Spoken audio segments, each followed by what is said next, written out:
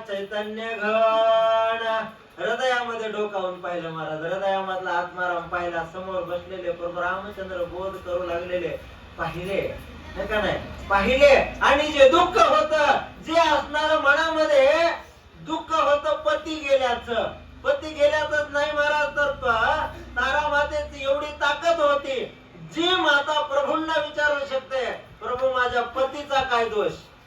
पतिव्रता ती साधी नाहीये, तिच्या मनामधलं जे दुःख होत ते दुःख संपलं आणि आनंद तिच्या मनामध्ये निर्माण झाला. कोणी श्रीरामाचे वचन तारा विसरली देहाभिमान.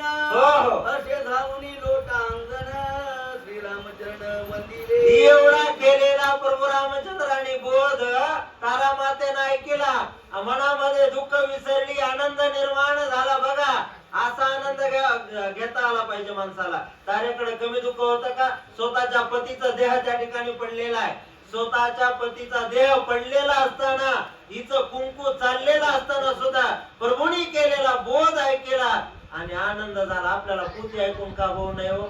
रामायण ऐकून नक्की आनंद व्हावा महाराज. या आनंद झाला, उठले आणि प्रभूंच्या चरणावर डोकं टेकवलं. वाणीने सांगितले आपण ब्रह्मी ब्रह्मभूत श्रीराम वचन, ते मज पावली निज खुण ब्रह्म परिपूर्ण.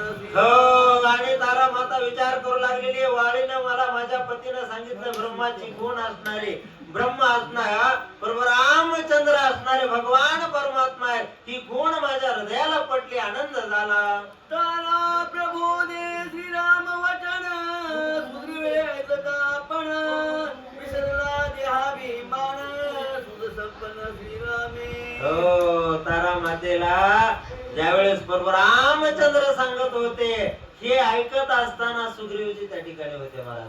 सुग्रीवजी हे ऐकत होते, देहाभिमान विसरले, मी देहच नाहीये, मी कोण आहे, मी कुठं आहे, काहीच लक्षात नाही. सुग्रीवजीच्या आणि काय झालं? कोणी श्रीराम वचन होती, तारा सुग्रीवा सुत संविती, दोघा झाली अति प्रीती, विकल्प चित्ती क्या नाही. विकल्प चित्ती थोडा सुद्धा राहिला नाही महाराज दोघांच्या सुद्धा, कारण प्रभूंनी केलेला बोध. हा, प्रभू म्हणले होते ना, तुझा पती येतो तो समोर पडलेला आहे, म्हणून असणारा अनेक ज्यावेळेस बोध केला आणि तारेनंही ऐकला, सुग्रीवजीने ऐकला, दोघांनाही आनंद झाला आणि दोघांच्याही मनामध्ये जो द्वंद्व भाव आहे तो काहीच राहिला नाही.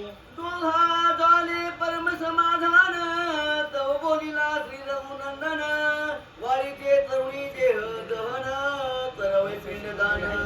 हो, दोघांनाही आनंद झाला, दोघांचंही समाधान झालं, दोघंही आनंदित आहेत. हे कुणी बघितलं? प्रभू रामचंद्राने बघितलं आणि सांगितलं, आता काय करा, हा वाळीचा जो देह आहे याला असणारा अग्नी द्या. अंगद सुद्री वाणी प्रधान, वाळीस पुष्पती झालो ना, पंपातिरी केले दहन, बिल्व चंदना चंदन ताटादी. हो, वाली त्या ठिकाणी असणारा अंगद, सुग्रीव, तारा माता यांनी असणारा पुष्पक विमानामध्ये आणि त्या ठिकाणी वालीचं असणार ते प्रेत टाकलेलं आहे आणि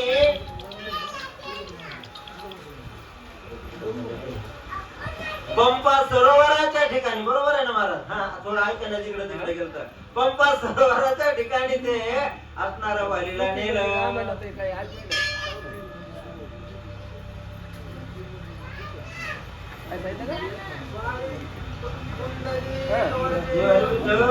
श्री ज्ञानदेव